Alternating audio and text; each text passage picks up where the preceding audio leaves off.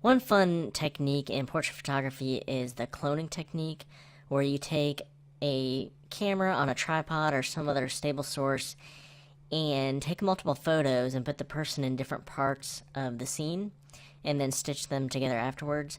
Go ahead and open up clone1 and clone2.jpg from the support files. So we have two photos here, my friend Chris, and you could use the move tool, click and drag one to the other, and bring the opacity down on the top and try to stitch it together perfectly. You know, if we had it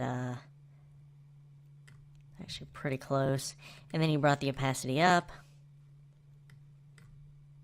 like so, and then we'd want to add a layer mask on the top layer here and use a brush, soft edge brush with black as the foreground color, and we just paint in the other Chris here.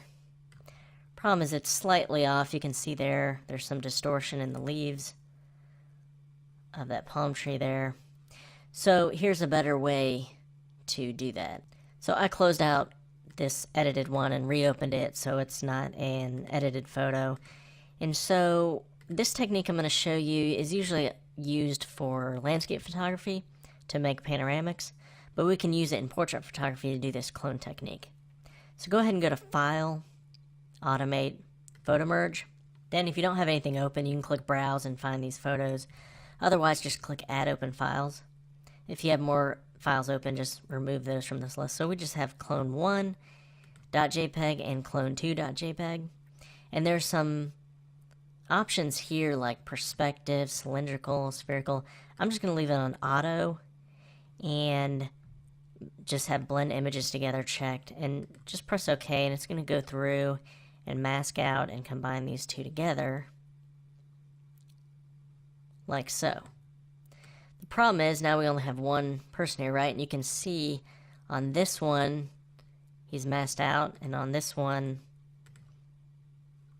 he is not, right? So if I alt click this or option click this on the Mac, you can see the two masks.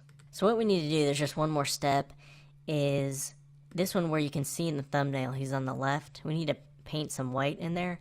So make sure the foreground color set to white. Choose a nice soft edge brush with the brush tool, hardness set to 0, and just click and drag and we can bring him in here.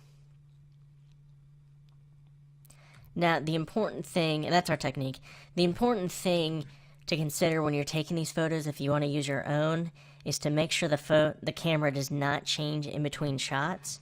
So you need to use a tripod or some other way to stabilize the camera in between shots.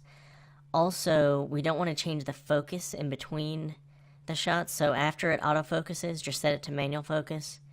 We also don't want to change the white balance, the ISO, the film speed, the shutter speed, or the aperture, because you don't want a different depth of field between the two shots.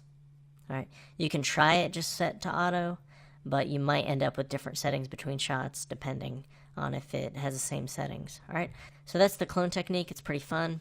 Another portrait technique to add to your toolbox.